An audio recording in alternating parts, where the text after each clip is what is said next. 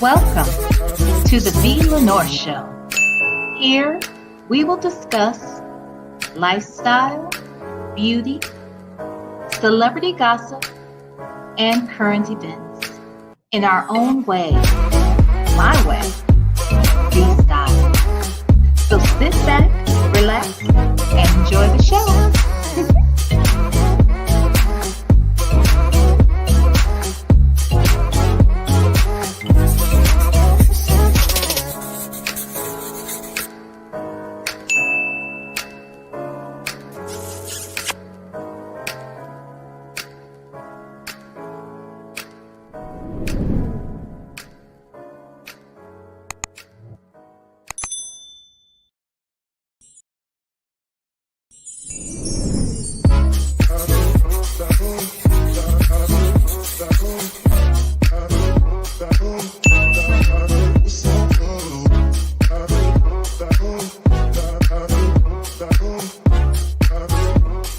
Welcome to the B. Lenore Show.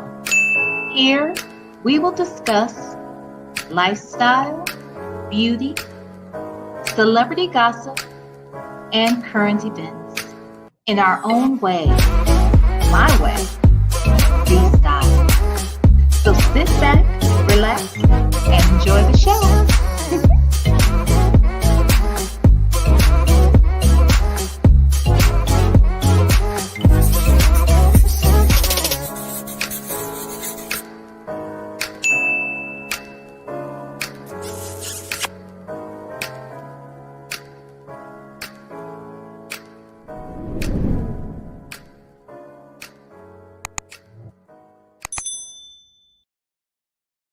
Well, hello. I am back. I told you I'd be back. I'm back. Hey, Cool Gamer. Hey, Jerome. Hope you guys are doing well this evening. I said I wanted to come in and talk a little bit about this Shanquella Robinson case. Like the rest of the country, and most of which people who look like us, probably more so than any, have really been enthralled with this case and the events around it, the people involved in it, just all of the different layers that seem to be peeling away. I wanted to come out here multiple times, but the truth is, every time I thought I was going to come out here and talk about it, I just couldn't do it. I've been watching all of the reports. I've been watching several different YouTubers who I feel have done a great job at reporting what they've learned and what they've heard. But coming out here to talk about it, it was just so sad and sick and diabolical in so many ways that for me, it was just hard to fathom. Like, this could have been anybody. This could have been any of us. I don't know that she knew just how much of an adversary this young lady was that we saw her involved in an attack with. I mean, she may have, but I just can't imagine that she would go out of the country on vacation, pay for a villa to stay in, and with someone who you thought would even have the thought to do something like this and harm you, let alone 6 other people. So if you don't know what I'm talking about, let me sort of catch folks up. All right. So there's a young woman by the name of Shanquella Robinson. She was 25 years old. She was an entrepreneur. She had a hair braiding business for children and a clothing boutique. I think it may have been an online boutique, but nevertheless, she was an entrepreneur. And she had gone on a vacation with 6 friends. 6 friends. And I say air quotes because friends don't typically act the way these friends have acted, let alone um, after such a gruesome situation. Okay, so she goes on this vacation with her friends, or at least that's how the story is told to us originally. She goes on this vacation, and I guess it was only going to be like 3 or 4 day vacation. They went on October 28th. No, I'm sorry. Was it October? Yes, October 28th. They went on a Friday. And I guess there were going to be a total of 7 of them that were going to be on this trip. However, 6 of them arrived on that Friday, the 28th. And the 7th person was coming a day later. Okay. So they all get there on the 6th, arrive on that Friday. And things appear to be going well. They're laughing, they're talking, they're eating, they're drinking, they're, kicking it like you do when you go to Cabo, okay, or any vacation for that matter, right? And these were a group of people that evidently had all gone to college together, so they've known each other for a few years. Again, they were all around the same age, all around 25. Nevertheless, that Friday night, they have a good time. And evidently, the next day, there is an altercation. And all we know is that there's an altercation. Oh, I'm sorry. Let me back up. The next day, the parents, or the mother in particular, of Shanquella Robinson gets a call from one of the friends on the trip.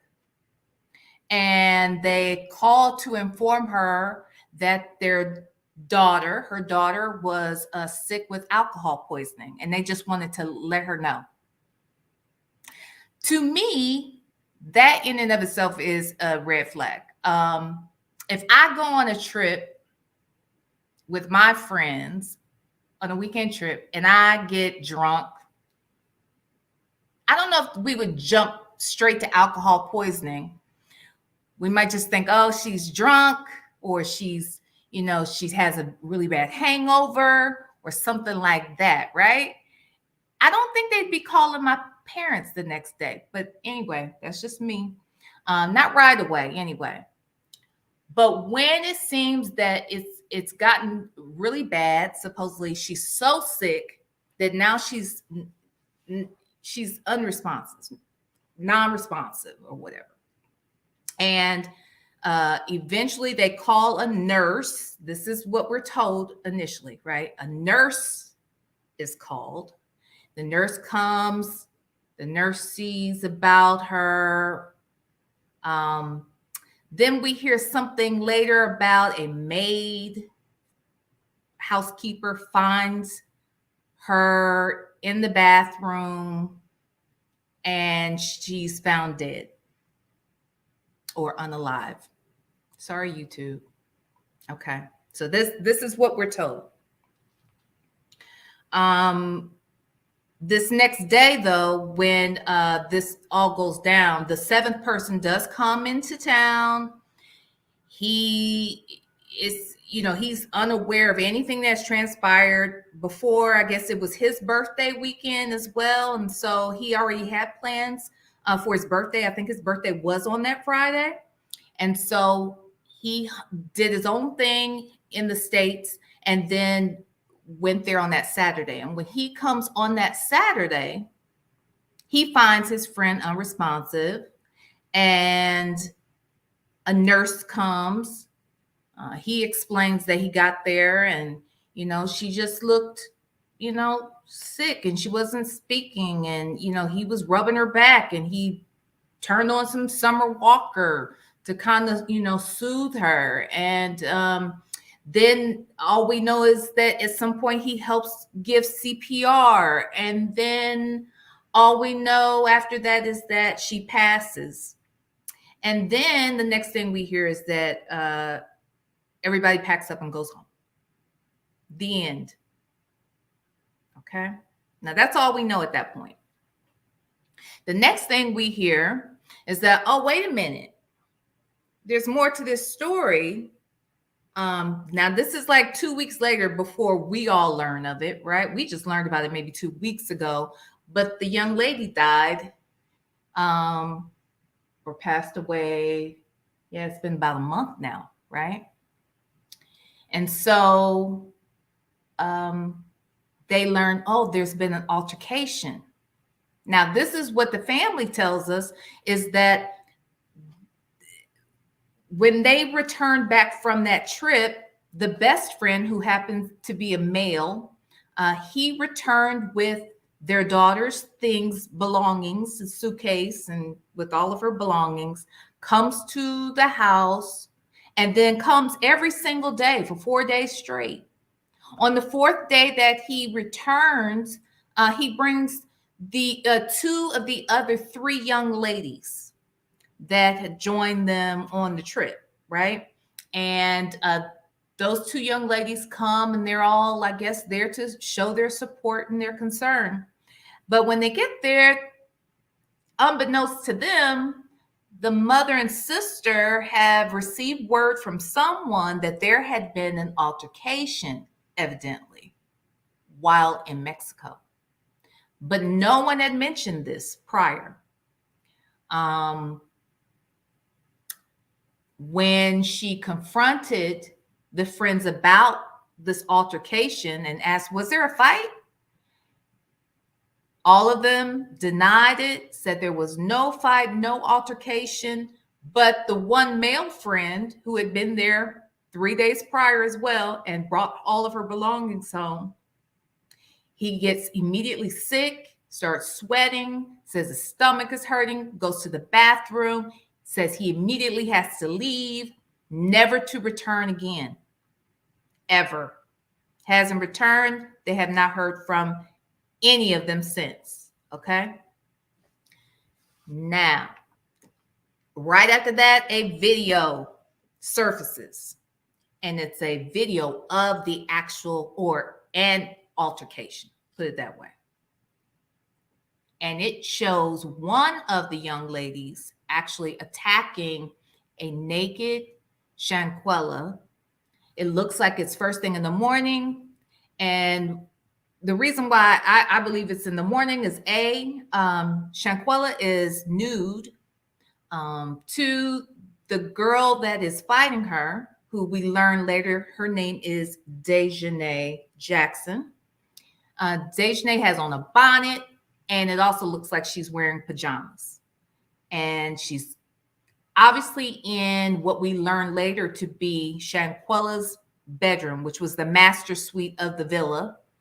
And the other reason why I feel pretty strongly that it was first thing in the morning is because Shanquella is nude, and we learn later, after the parents have been interviewed, that Shanquella typically sleeps nude. So it all makes sense. Now, one of the first things that comes to my mind is like, well, wait a minute, who's video? Why is this being videotaped? You know, something's being videotaped. It's a group of friends, right? A small, intimate group of friends. There's only seven of them total. Well, at this point, there's only 6, because the 7th person hasn't arrived yet, or at least we don't believe they have. I'm pretty sure they have. Okay. And I'm thinking, like, okay, these are close friends. Who would pull out a camera to videotape? It's almost like they knew, we're about to go in here, so get this on camera, right? And if you pay close attention to the video, you can tell that there are 3 people watching this altercation, at least 3. Okay. We know that there are 4 other individuals in the home or in the villa, aside from Shanquella and Dejanay, who are in this altercation. But we know for a fact that there's three of them right there, because one is videotaping. When they flash to the left, you can tell there's a male to the left of that person that's videotaping. And there's a female to the right who has another phone and she is FaceTiming somebody, right? She's FaceTiming somebody. Now, that other person, we don't know where that other person is at this point. Maybe they're asleep. Maybe they're in the room. We don't know. But what I do know is that supposedly these people are her friends. Okay. And they're all standing around. Now, I keep using the term altercation, and I'm using that lightly. Even when I use the term fight, that I'm using very loosely, because the truth of the matter is this was not a fight. In fact, Shanquella is not fighting back at all. And one of the bystanders yells out, "Shanquella, I mean, you not gonna fight back? I mean, at least fight back. Something, do something, right?" And she said no. And she's backing up while this girl is pounding on her face and head. And at one point, she literally puts the girl in a headlock, swings her around, and she's thrown to the floor. And she lands on her bottom, and she's sitting upright, but she's not moving after that. The video itself is about a minute long, if it's that long. I'd say maybe a minute 30 seconds best, right? And it's really sad. And I think because it broke my heart so much, that was the other reason why I couldn't come out here and talk about it before now. We later learn that, okay, so this whole alcohol poisoning story was a lie, because once this young lady, the parents, let me go back. I'm sorry. Once Shanquella has been pronounced gone, and the friends have returned back to the States, the best friend who brings her belongings to the mother, sticks with this alcohol poisoning story. But unbeknownst to them, the mother requested an autopsy. Autopsies aren't automatic, not in every case. And in this particular case, it was not. And she requested the autopsy. And had she not requested this autopsy, that story might have stuck. But when the autopsy came back, it stated that Shanquella did not have alcohol in her system. 2, that she had a broken neck and a spinal injury as well. Okay. And that is what unalived her.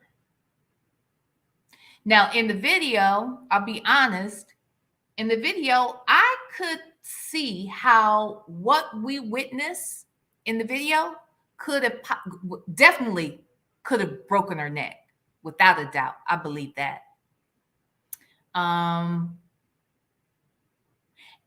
I could also see that if you have a broken neck, they're saying that this damage to the spinal cord is in relation to the breaking of the neck, and something about how the bones and vertebrae and the spine and all of these things. Look, I'm not a medical expert, but evidently it was the way these bones are rubbing up against one another is what also is basically the description, somewhat of a, I guess, a layman's description of what was going on with her spine and this injury, right? And that also led to her death. And they state that they called in a doctor, I'm sorry, they called in a nurse, right, to see about her. And the story that's told, it makes you think, well, look, if a nurse or a doctor or anyone came in there to look at her and you don't tell them that she has a neck injury, or you don't tell them exactly what transpired, more than likely, even during the examination process, more injury or more damage could be done to that injury, right? That's a possibility. Then there's also the thought that, okay, well, if she was found in a bathroom, or she was found by a maid, because that was another story we heard, that a maid found her, she was found in a bathroom, but we see in the video that they're in the bedroom, then that means they moved the body. And if they move the body, then they're probably doing even more damage. And if she's not gone before all of this happens, then think about the pain and torture that must have been for her as well.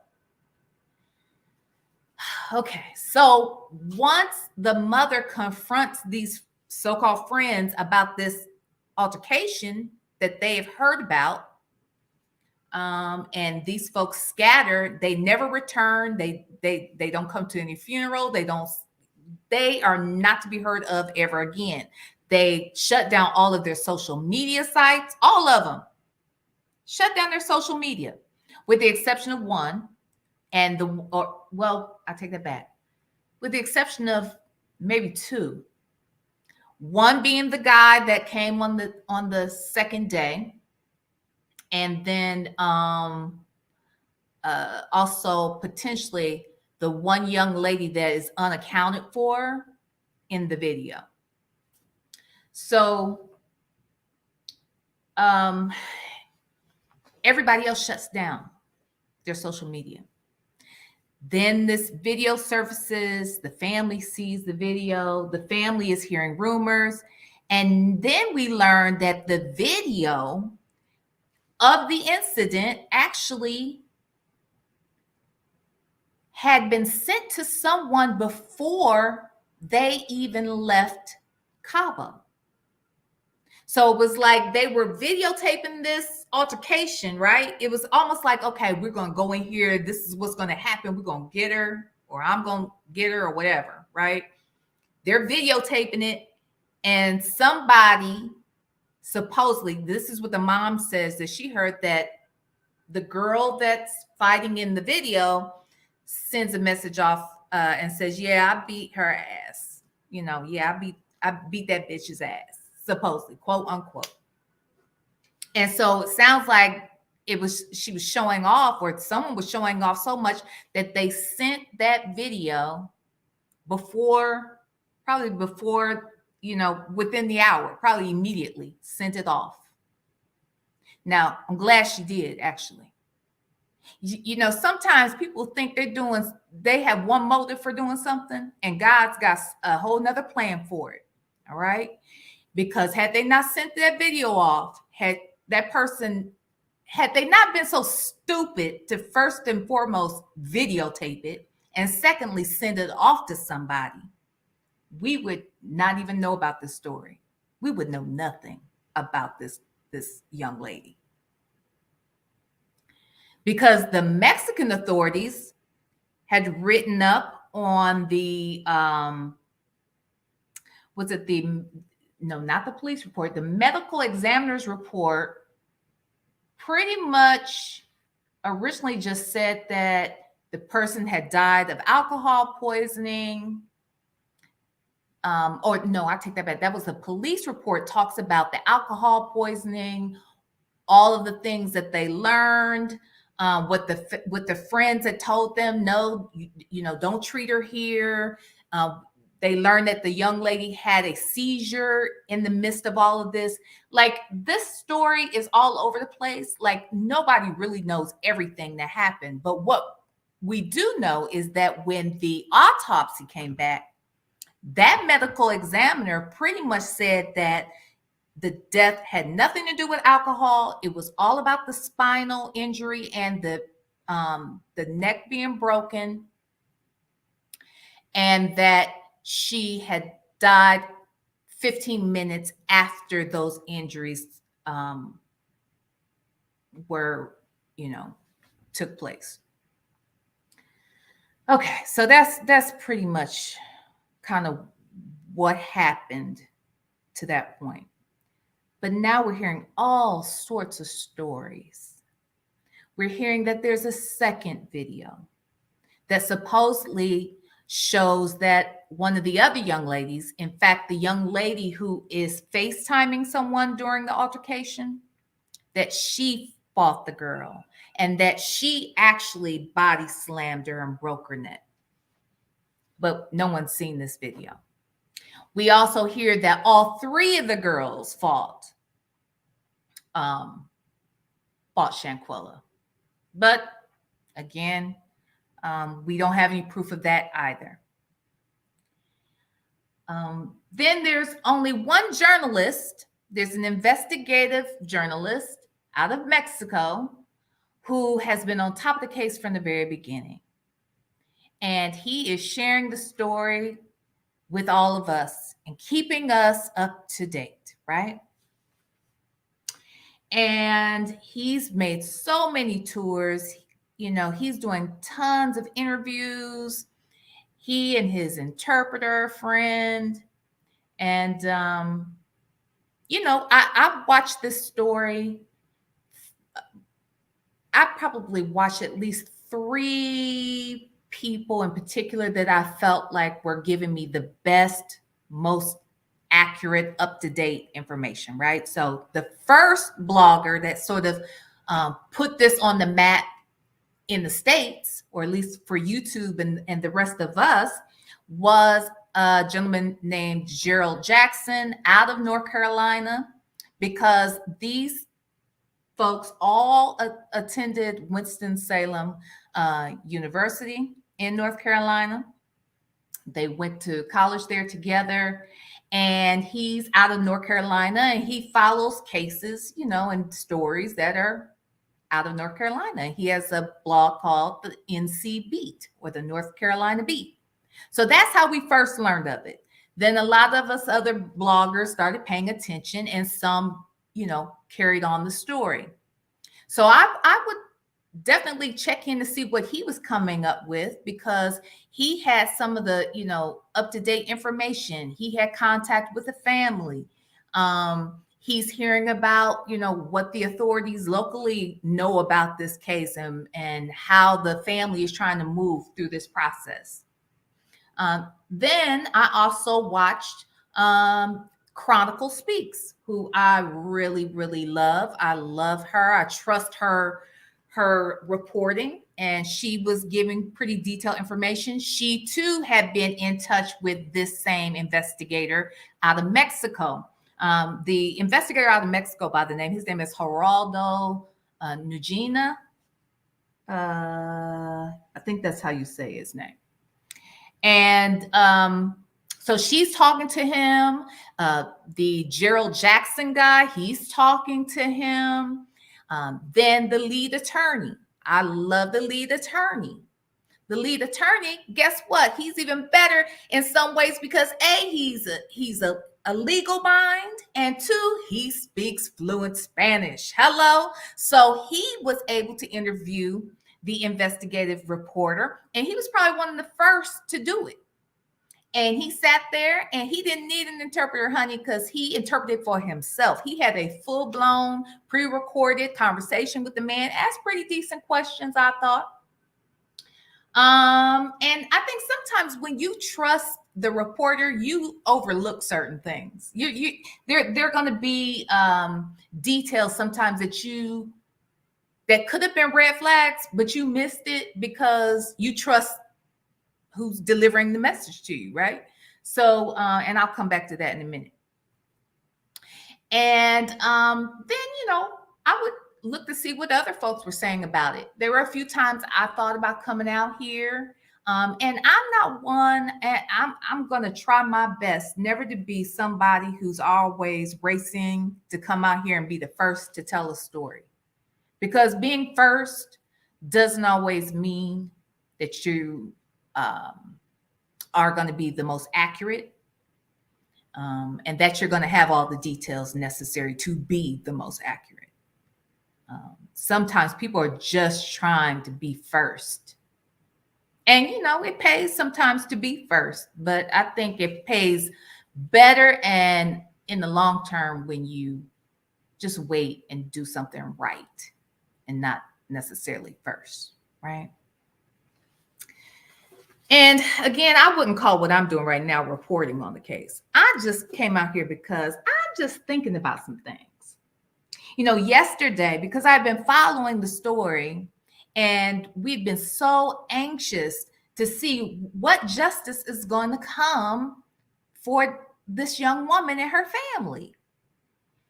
And I've been watching this case day and night for the last couple weeks, but because it was so heartbreaking and because I was feeling so passionate about it, I just didn't want to talk about it. I didn't want to come out here and do a video. I just didn't. But yesterday, when we heard that the young woman that we saw in the video, in the altercation, we heard that she had been arrested. And I was so excited about that news that I put that on my community board. And then it dawned on me as I started looking, I was like, all the major networks eventually did pick up the story, but it's like a blurb, it's not like a full blown, like day in, day out, really trying to seek answers. I hadn't heard of anybody really being on the ground, really going, the extra mile to get these details. But I figured that if this young woman had been arrested, that surely they would have picked that up, right? And none of those outlets, the major outlets that had reported on the story, which they just started reporting on it, like in the last week or so. And they would not have done that had it not been for these bloggers, Black bloggers, really going in, YouTubers in particular, that really went in, dug their heels into the story. And some folks have their own conspiracy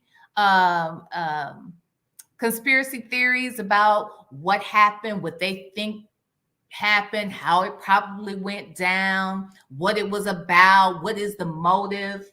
We're hearing these stories about, why, in fact, this happened. Some people believe it was planned before they even got there.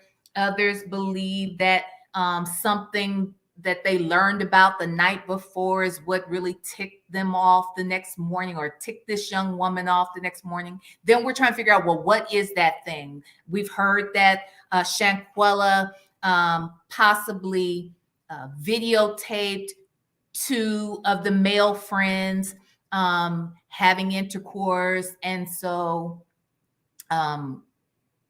they thought that was foul, and that's why she was being beaten. Someone else believes that she set up some other person, and that person who she set up in the States at some point had been unalived, and this was her payback for that. None of it really makes sense. And none of it has been substantiated. So it's all of these people with these swirling ideas about what happened, people breaking down the actual altercation itself and slowing down the video and looking at it again and trying to figure out whose hand is this and who is that person being FaceTime. I mean, it's just one theory after the next. So we still don't have answers. But because we did know that at least this one woman had brutally beaten her, people were happy to hear that at least she had been arrested. At least I know that I was. And that's why I was so excited. I was like, I will post this. I will post it. But as I looked and I noticed nobody else is reporting this, not even anyone else in Mexico. Hello? Like there's this main Mexican investigative reporter. He's going around. He has his own blog site and he has posted it on his site. But nobody else had posted it in Mexico. I can't find anything else anywhere on the internet except for us YouTubers and bloggers. That's it. So that's what had me thinking about this a little differently. And that's when I felt like, okay, yeah, let's talk about it now. Let's talk about all this bull crap that we're hearing. We did hear that the U.S. had given permission to have these folks extradited to Mexico if Mexico were to issue an arrest warrant. Then we learned that Mexico had issued an arrest warrant for the one person that we see in the video, but not this other person who they claim we haven't seen them, in an altercation. But the other young lady, we never saw the video where she supposedly had put the girl in the headlock and body slammed her, where they were told, the family was told, because this is how we heard this story.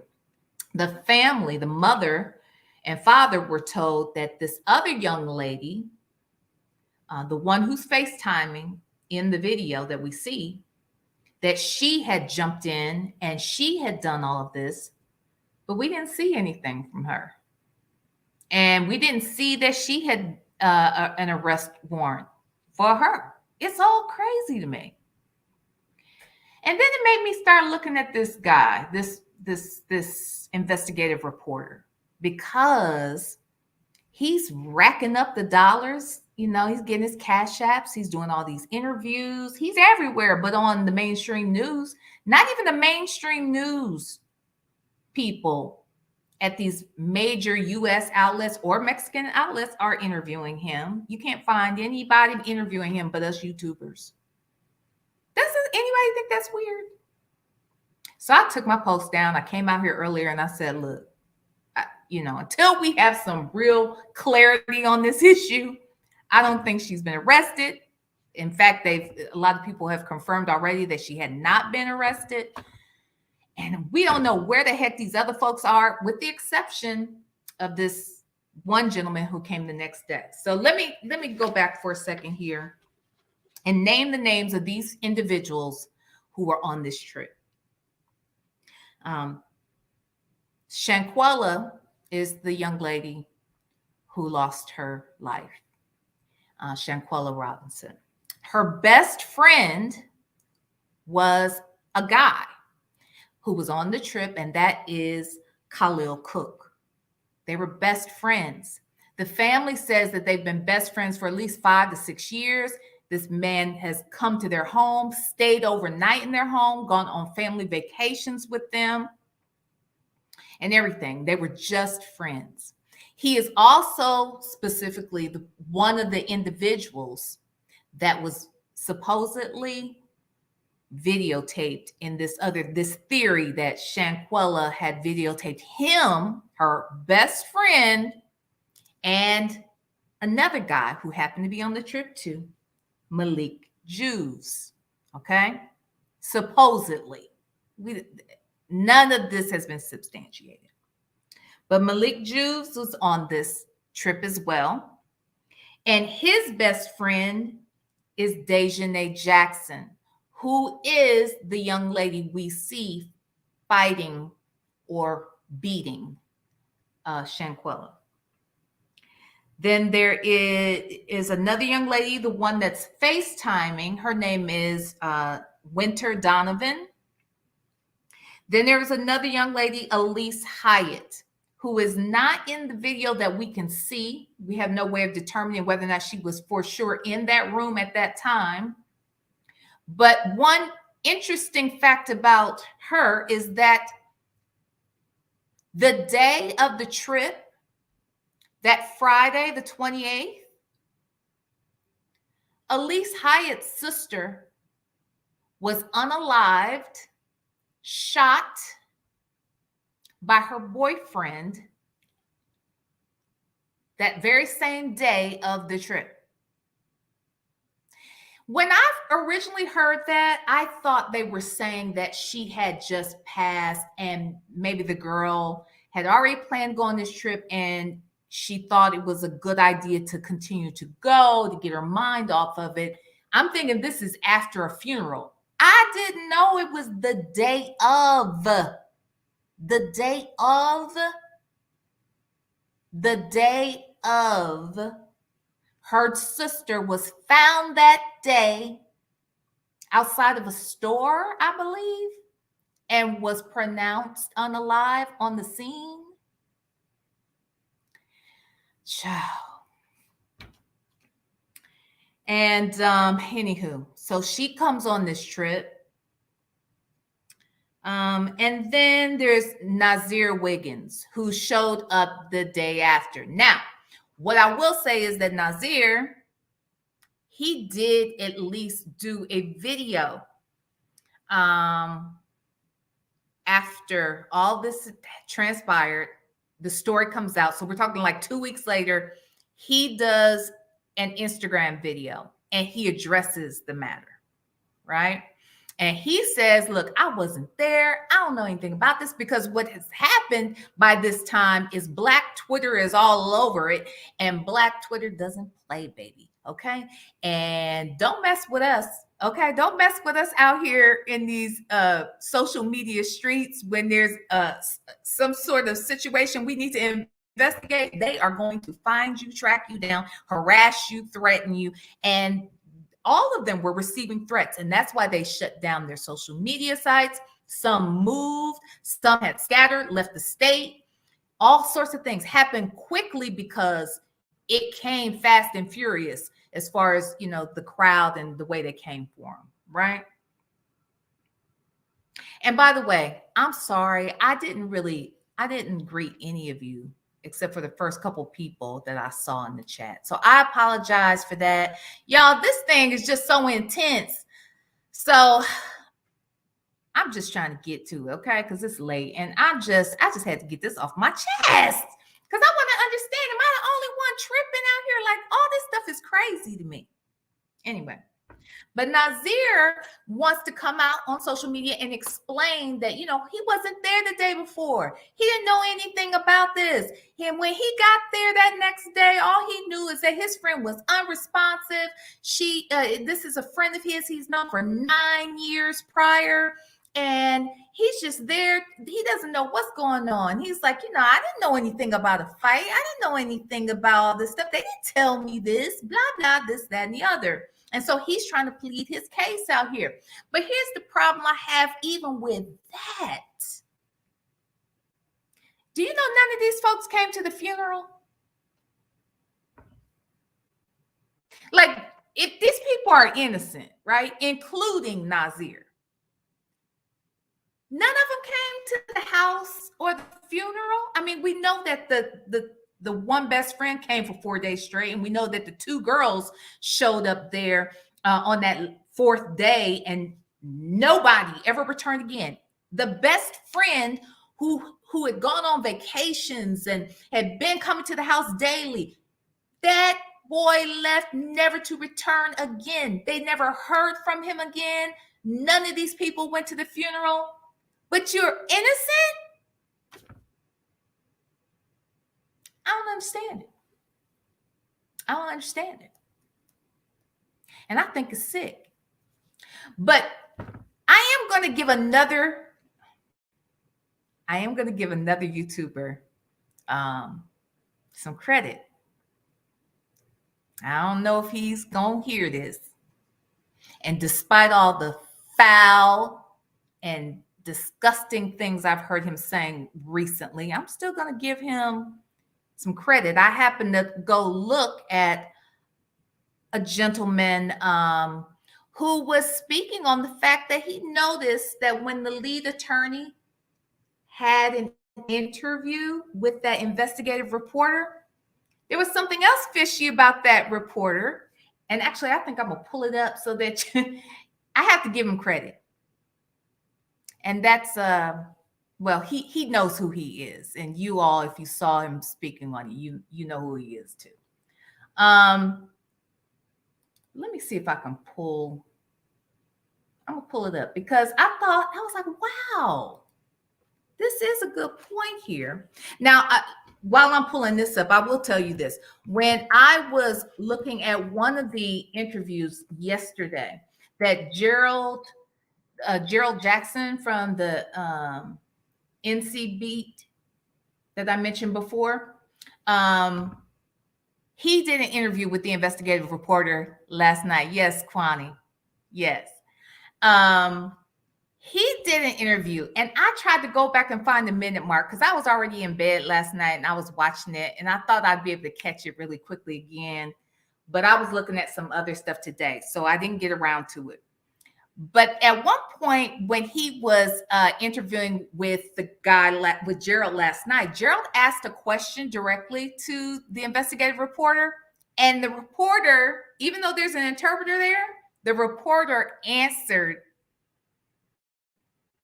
without the interpreter explaining what Gerald had said. And I was like, wait a minute, he understood all of that, but he can't speak English? I'm like, they are running game. I you know, maybe I missed it. Maybe I was imagining things. Maybe I was tired. I don't know.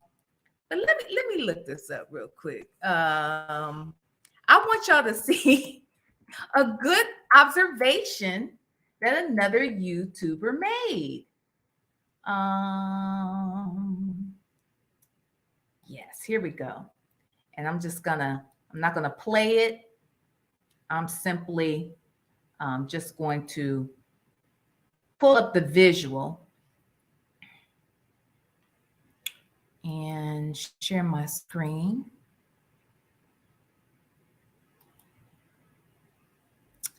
And I was like, this is another great observation. There you go. So as you can see, this is the investigative reporter, and this is the lead attorney. You all might be familiar with him. But yeah, he's got on a winter coat in Mexico.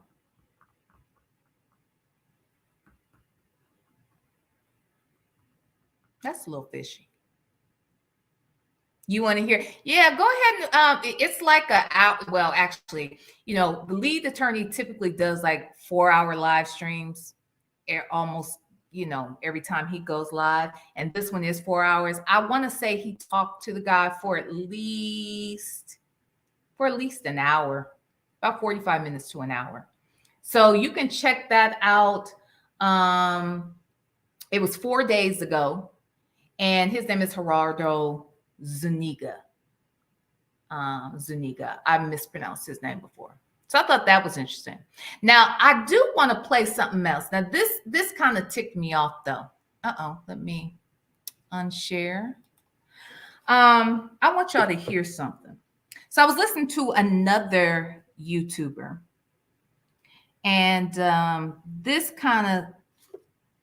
type of talk, though, I find to be very disrespectful. And this doesn't have anything to do with the investigator. This is a reflection on some of the bloggers. You know, all these bloggers out here have their theories, you know, of what this was about. Again, you know, this is around the same time Offset, that situation, not Offset. Oh, Lord have mercy. Forgive me. Takeoff's situation had transpired. Takeoff from the Migos, who was also unalived that same weekend, as a matter of fact. and or a couple days later. And so everybody's been out there trying to figure out, well, who did that? What, that was a whole thing. And there are a lot of bloggers out here that follow these types of things, right? And I saw someone in the chat, I think it might have been Mama Cynthia Simpson, who mentioned like the Kanika Jenkins story, and how people were out here for weeks and months, even now, still trying to break down what really happened to her, right? Well, there's one, oh, and the young Dolph. There are a lot of all of these different, stories where people have been unalived somehow, and people trying to solve these stories. And there's been one lead um, influencer, YouTuber that follows a lot of these cases, and he was following this one as well.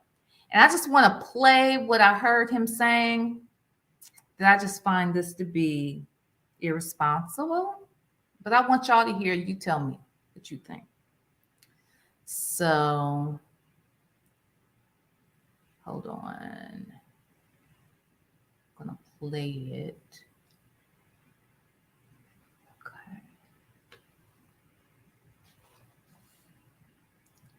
Trying to get to the right minute mark, because I want to play it from my phone.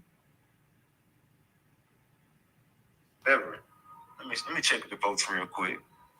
Still 70-30. It's looking like it's not going to really switch from there. 70-30, the room says justice will be served 70%. All right, let's get to this shit. We're about to react to some videos. Let's go ahead. We're about to react to some videos. Because like I said, I had a lot to say about this case. Now, let's get into some of these people that went with her to San Jose del Cabo, because I think there's some confusion going on as to the relationship between Shanquella Robinson and some of these people. You can't actually call them friends, and that word keeps getting thrown around, and that really gets under my skin. But let's talk about one of these people that accompanied her to. You know what? That might not have been the right mark. I thought it was. Hold on. There's a couple times he says the same thing. I've been telling y'all about the dad and the mom. But we about to dig deeper into this case today. But I've been telling y'all whatever. Let me check the votes real quick. Did y'all hear that part? He said, I've been telling y'all about the dad and mom. The dad and the mom of Shanquella. Okay? Now, evidently, he's referenced whatever theory he has, he's referenced this before, because he says, I've been telling y'all, but I hadn't heard him covering this case until last night when I heard this video. Now, this video wasn't last night. I think it was a couple nights ago. But listen again. There's a couple of times he makes a reference. I'm going to play that part one more time just so you can hear it and hear what he's saying there. These videos, your ass is going to jail. We finna open up these videos and we finna get into it. 71% of the people say justice will be served. We got 29% of the people in the room who say no, they don't feel like justice will be served in this case. So let's go ahead and keep voting, and we about to play these videos in about another minute. We got about 1 minute, and we about to play these videos, and we about to get started on today's content. I got y'all. I got the warm up earlier in the day, so I already warmed y'all up for one of the videos, and I only did that because I woke up late. So I just dropped some content for y'all. Like, hey man, I'm gonna be late today. I woke up late today, so I had to get my day started, and then I could go live. Sorry. So I just dropped some content. But we here now, so let's go ahead and get the likes up, everybody. Let's go. We live now. We live. We are live now, gang. Something about I've been telling y'all about the dad and the mom, but we about to dig deeper into this case today. But I've been telling y'all whatever. Let me check the votes real quick.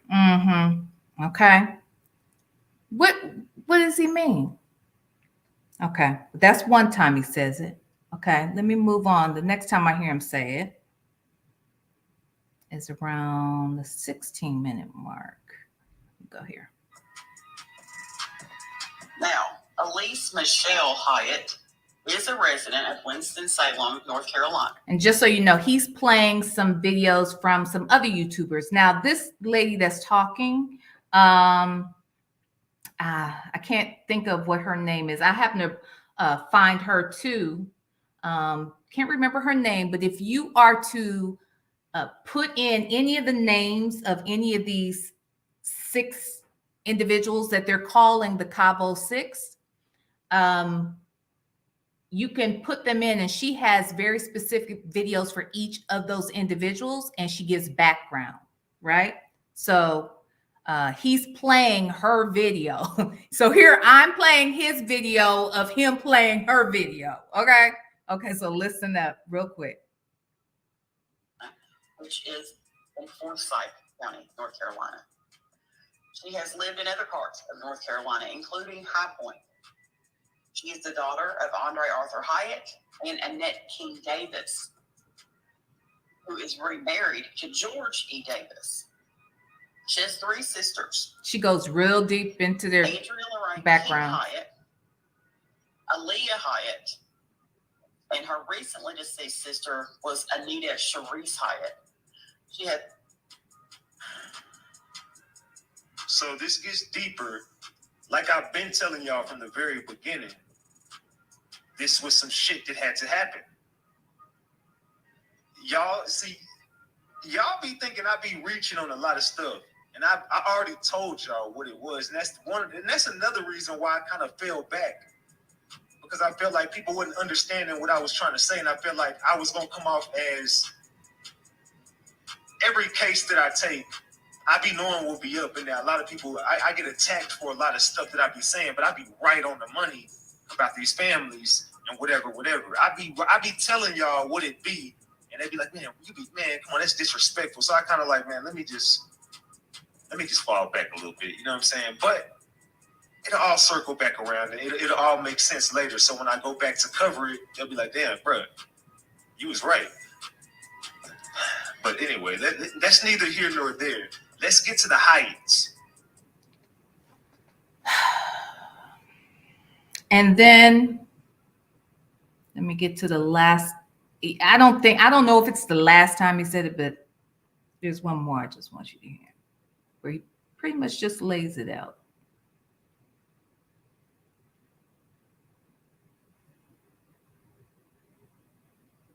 Others. But what's odd about that is that is the same day that her sister Anita was fatally shot. All right, let's stop it right there. So Elise Hyatt was on this trip, allegedly the same day she went to the trip, her sister was unalive. You know what I'm saying? Whatever. Salem wishes. Ebo says, Ebo, I've been we on the same page, Ebo. You know I know. I've been trying to say this. I've been trying to tell y'all what this was, but nobody want to listen to me. You know what I'm saying? I've been trying to say it, bro. Look, man, this is not what y'all think it is. I know everybody want to just say it was just a trip and then it whoop happened and just say friends. Yeah, hell yeah, all of them go to jail. All your friends go to jail. But those are not the people you want to look at. Okay, yes, in the sense of lock their ass up and they did what they did, but there's something deeper here that nobody's paying attention to. And I already pointed out the obvious: checkered floors, the symbolism, the colors. I already told y'all this was a sacrifice, and it had to happen on that day. But let's continue. All right. Can you imagine what that family is going through right now? And then for them to hear that someone would accuse them of sacrificing their own child? Are you kidding me? Now, he has 65,000 subscribers. This particular video has 12,000 views, But you know, some of his videos get, you know, tens of thousands of views. And I just felt a way about that. I was like, y'all, everybody's just being irresponsible out here. You know, I'm like, we have to be careful. And everything is not a sacrifice. And what benefit does the family get from sacrificing their baby? And what do these friends get out of it by doing it for them? Like, what in the world? Like, I was like, you've got to be kidding me. You've got to be kidding me. So yeah, the lady, let me look her up real quick, because I like I said, I've found her before. I think she's a Caucasian woman. I mean, I could be wrong, but she sounds like she is. Let me put in. I think I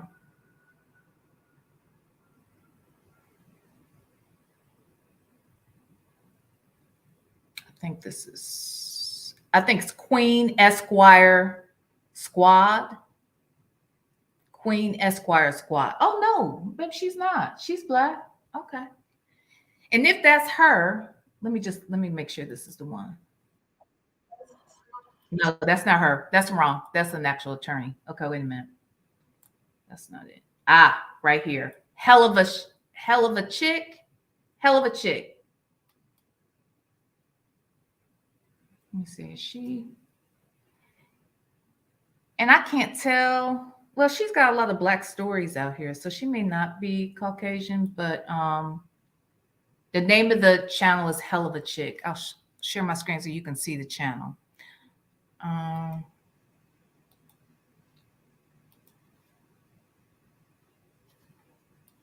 True crime investigations. So Hell of a Chick. And so as you can see, she has highlighted, and these videos are, you know, relatively short. So for each one of these people, who is Khalil Cook, that's the best friend. Dejanay Jackson, well, that's the one that says she was arrested, but obviously that's not right. Who is Winter Donovan? Winter Donovan is the young lady who, like I said, is FaceTiming in that video, and who they believed could have been the one to cause the final blow. Is that my Derek? Hey, Derek. Facts. And then one for Elise Hyatt as well. Yeah. So anywho, it all just ticked me off, y'all. I'm not trying to be funny, but it just made me feel away. Just made me feel away. But all of the stuff, I just feel like that is just not responsible. Let me just go back to Oh Boy, because I have enjoyed, you know, going over there listening to most of his content. Like when he was breaking down the I love you too, babes. When I was listening to him break down the takeoff case, you know, even then he goes to, you know, a lot of people go to that whole sacrifice thing. And I'm not saying those things don't happen. I'm just saying everything is not that. But in this particular case, like, why do we have to go there? Why do we have to go there? You said, what are their careers, TC? Hey, TC.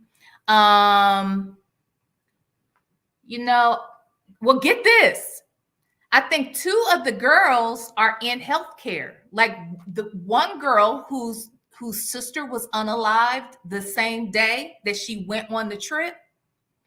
She's a whole CNA. A CNA, yo. I mean, it's just the things. And then the Winter Donovan person, I think she has a background in healthcare or something.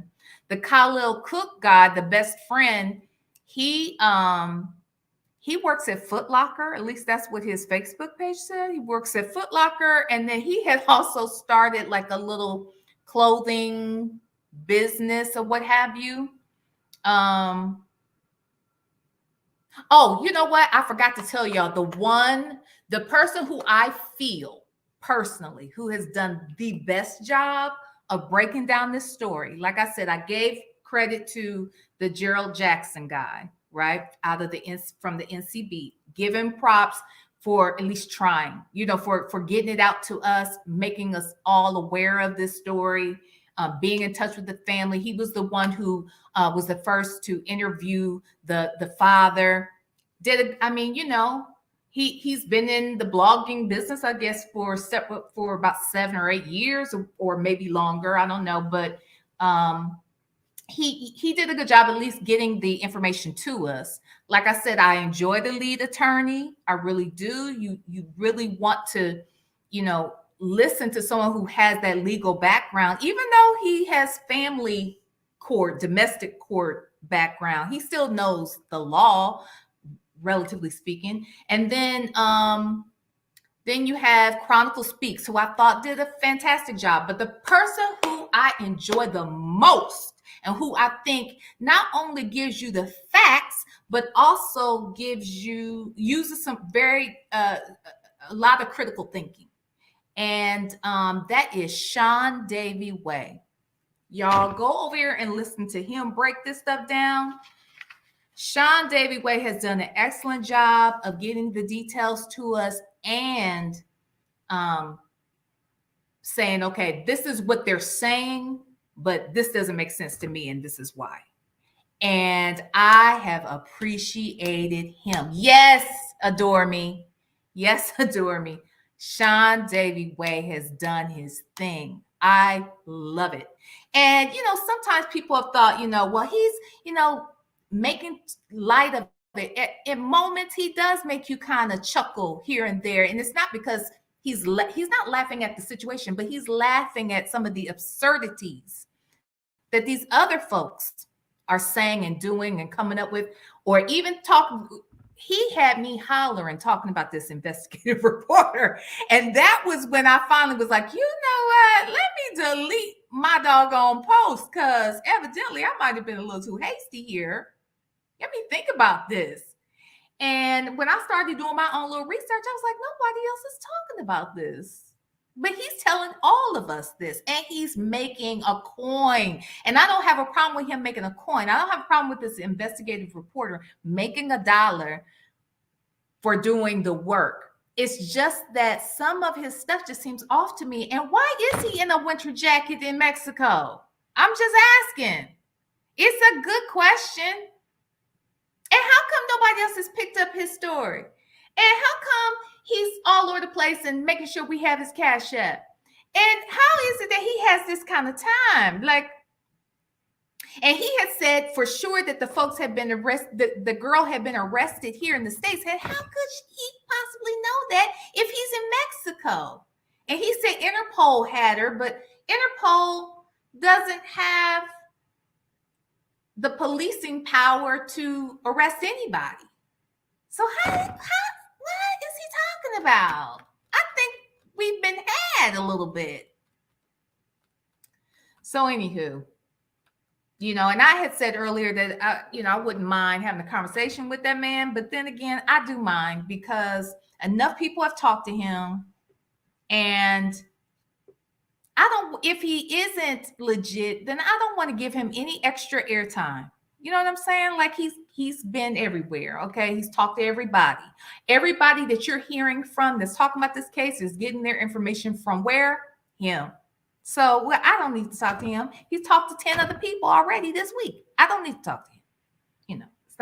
There's no point in it. I'll wait till CNN tells me what's going on.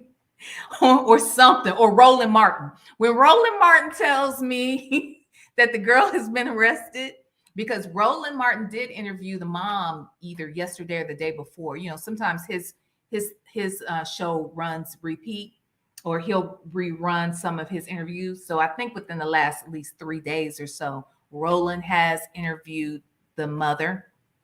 And so, yeah. TC said, I am still stuck on this femicide definition and charge. Yeah, they're saying that, I guess in Mexico, whenever a woman is unalived, um, that is the first thing that they will charge someone with until they can prove something differently. Because I guess there in their country, women are sometimes killed just simply for, oops, I said the K word.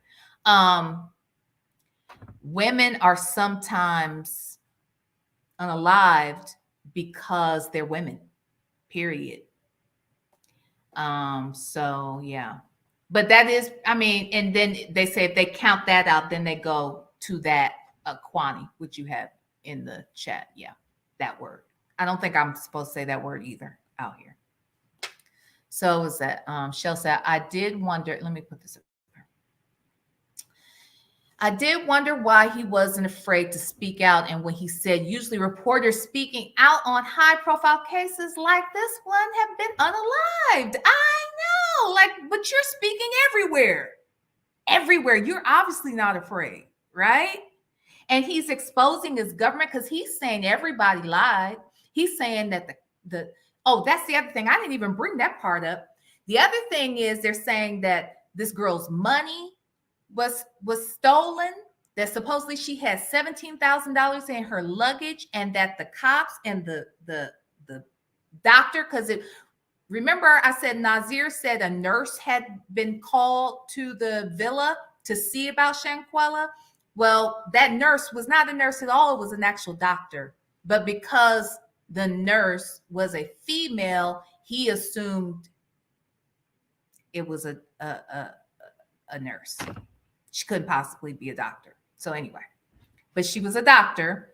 And that the doctor, the police, and the doctor, the police, and somebody else were all in cahoots. Okay. Then it changed, and I heard him in, I want to say, in an interview. Oh, it was the Gerald Jackson interview. I think he said, no, it was the medical examiner. Well, basically the first responders, a possible maid. Well, all of these theories around these folks who stole this money, or either stole the money or were bribed with the money. That's why they let all of them go home. All of the 6 go home, because the truth is, even the Mexican government is saying all of them were supposed to have been arrested. Oh, the DA, that's who it was. The DA, the doctor, and the police. Initially, that's who they said all of them were in cahoots and all had been bribed. And that they were all possibly trying to maintain the reputation of the villa, because the villa brings in the money to the country, right? And if it gets out that the villa, these types of things are happening at the villa, people won't want to come to the villa. Tourists won't spend their money there. So they were protecting the villa. Now, what that did make me think about, there's probably a little bit of truth to it, that possibly, because folks were saying, well, why didn't the doctor just make the call to send him to the hospital? Well, because the doctor, I bet the doctor is not an independent doctor. I would bet that doctor works for the villa. When I worked on cruise ships, we had doctors on board. We had doctors, we had nurses, we had a whole little mini hospital on board, because if something happens, you want to be able to tend to the guests right away. I'm sure the villa is the same way, and people probably do go. Another thing that happens when folks go on these vacations, they think they're invincible. They do a lot of unnecessary drinking and do stuff. They get hurt, and I would bet that doctor works for the villa. That's who they probably did call when they got their stories together, and said, okay, we'll call the villa and ask them to send a nurse or somebody there. And they sent them there because it was supposedly after the doctor had been there supposedly working on the girl for quite some time, The doctor said she needs to go to a hospital. Supposedly the friend said, no, no, no, don't take her to a hospital. And that leads us to believe, well, yeah, they didn't want her to leave and go to a hospital, because if she goes to a hospital, then they're going to definitely know that it wasn't alcohol poisoning. They're going to see that there's more happening here, and then they're really going to get in trouble, right? And they want to get out that country. And some have believed that, okay, they did go there just to do this thing to her. But part of me thinks, did they go there to unalive her? Or do you think, even if they did plan it beforehand, maybe they went there to beat her up, and they felt like they can't be charged with a crime in Mexico if they are no longer in Mexico. But then maybe it went too far. They didn't expect it to go this far, and then this happened. I don't know. What'd you say, December baby? Because femicide is a meaning of transgender related. That's not what I have found. I've heard some people reference that, but that's not what I found. Somebody said that because they believed that the person fighting her, because that was one of the other rumors, that the girl that was fighting her was transgender, and that has not been proven. In fact, there are people that have known that girl for years and years and years, and nobody has confirmed that this girl's transgender. But then see, you got all these clout chasers too. They're out here hearing all this, these interviews and these people talking about this stuff. And I heard somebody call into somebody's show. It might have been the one I don't want to name, that's out here talking about sacrifices and stuff. I just don't want to go there. But that person, I think they might have called into either that show or another show, and someone called in saying that they knew that they were a family member of Shanquella's, and that they've been talking to the family, and that they know the girl, and that when the person asked, well, is she transgender, they said, well, look, I don't want to speak on that. They live how they live. That ain't no answer. And that's the only person that's even said anything remote to that supposedly knew the girl. People who really know her say that is not true. And I do trust that when Gerald Jackson did inquire about that information, and I do believe Sean Davy Way as well, both of them said that was not the case. That they had pretty good sources that said they've known this girl for years, and that she is not transgender. But I did hear something yesterday that did hint, or I saw something where it said, well, because they thought that she was transgender, that's why they're looking at femicide. But evidently, women kill women. Oh, women unalive women too, right? And sometimes women hate women too. Get that? Sometimes women hate women just because they women. It's a terrible thing, but it happens too. So I just think that, everybody's grasping at straws because we don't have the answers. And I think that's another reason too. We want this family and this girl to get justice. But we also want to know what really happened, and what was this about, and what were y'all thinking, and what kind of best friend is this guy, this Khalil guy? One thing Sean Davy Wade was saying yesterday too was that Khalil worked at Foot Locker, but he had started up his own little boutique too, but his wasn't doing well at all. Hey, Jay Dunn, would you say y'all really think those heterosexual men would have went on a vacation with a transgender?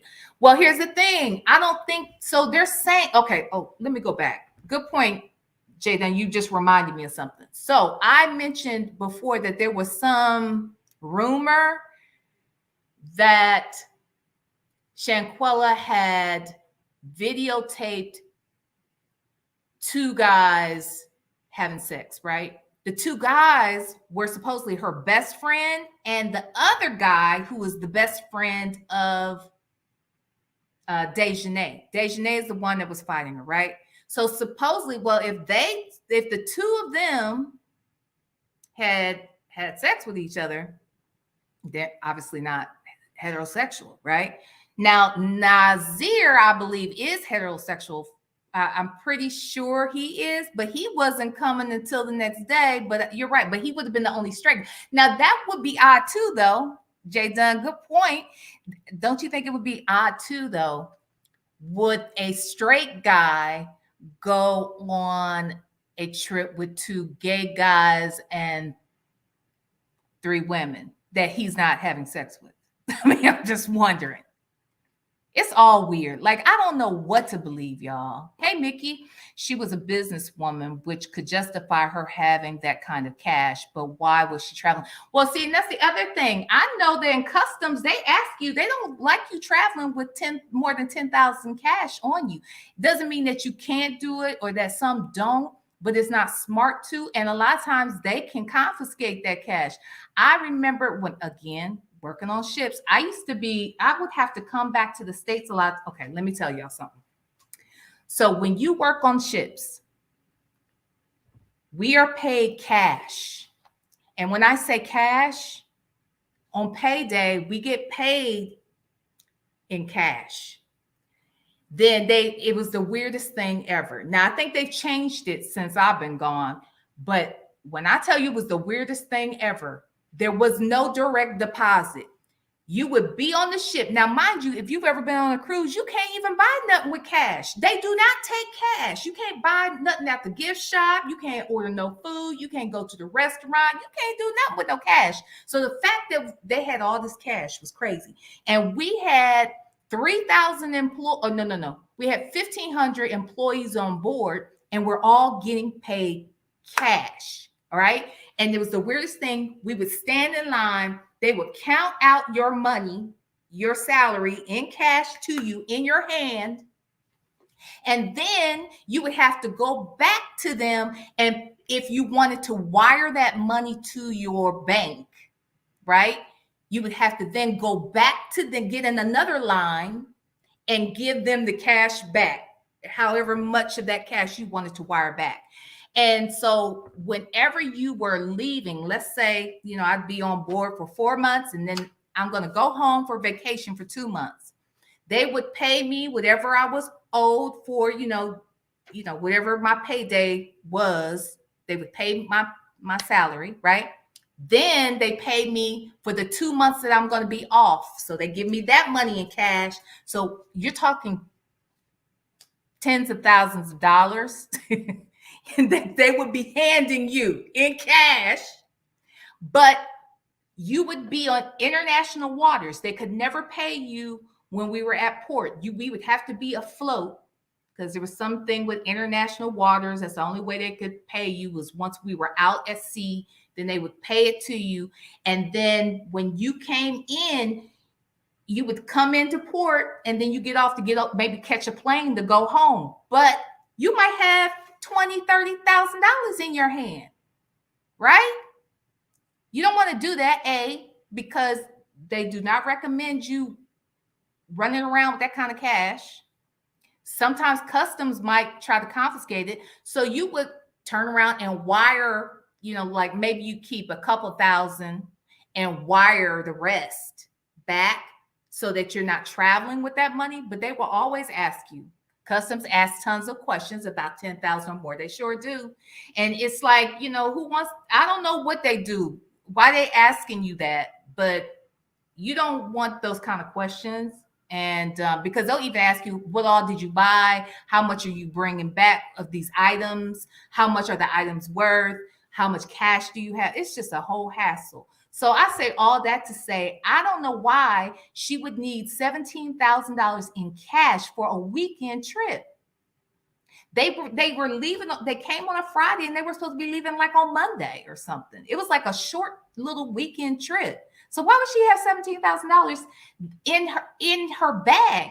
And she had paid for the villa up front. Do you know they refunded the villa because of the situation that occurred? They refunded that money back to her and back to her card. But they're saying too that money had been taken from her card because these folks left, early, like that day that she passed.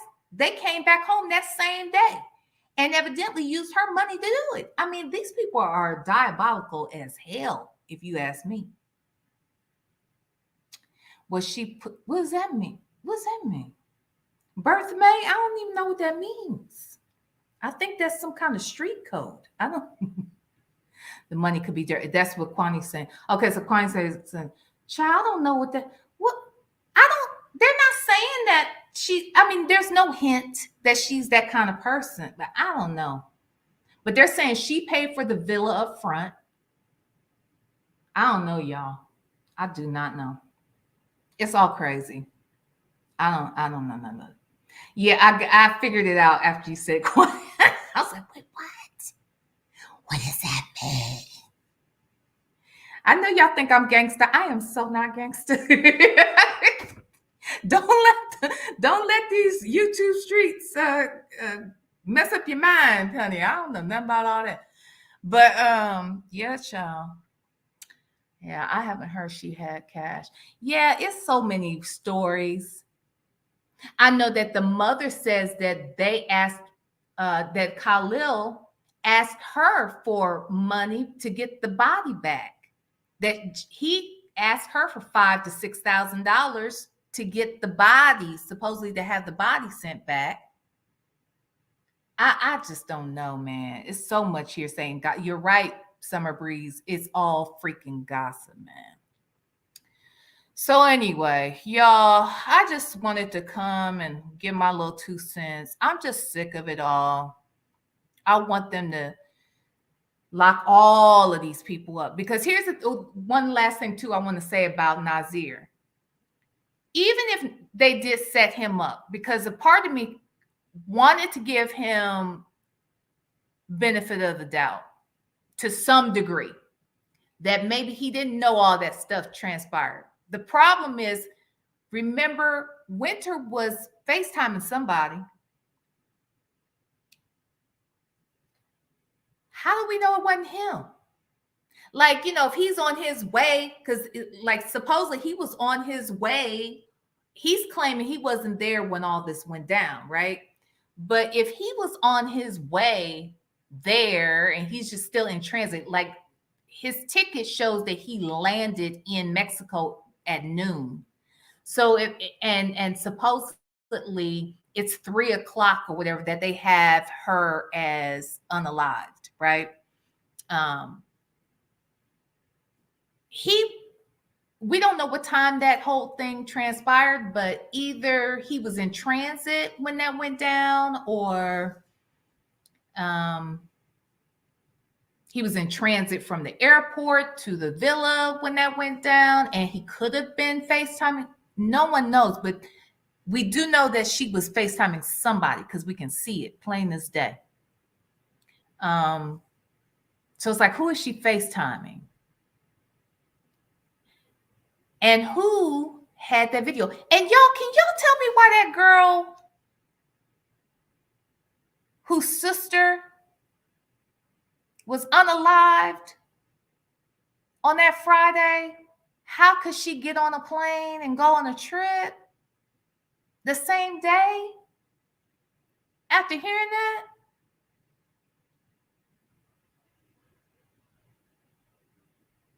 that?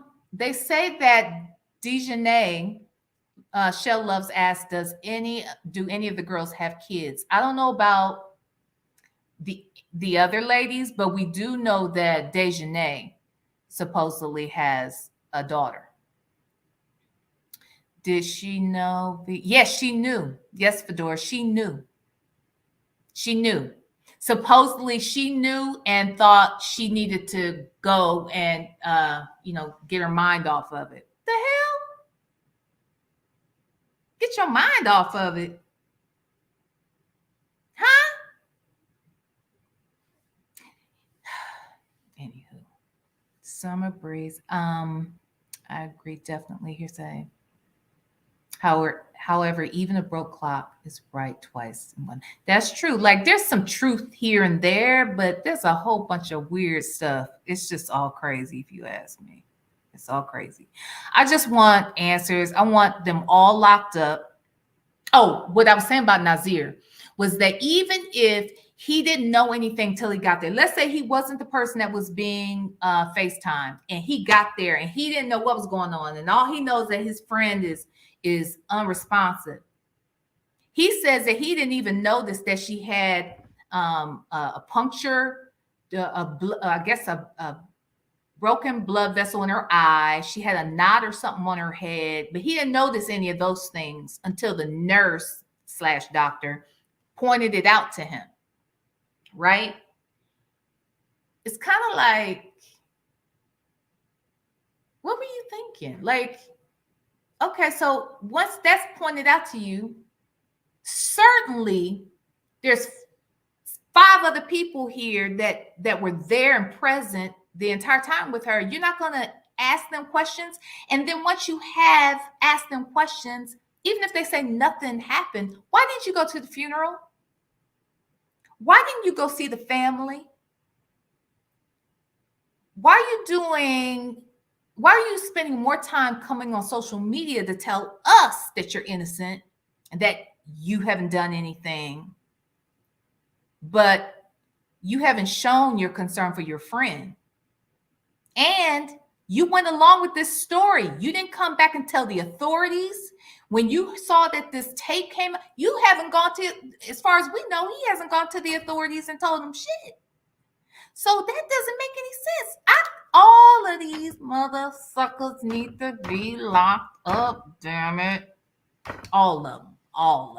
In the Mexican prison, okay? Put them all in the damn Mexican prison, all right?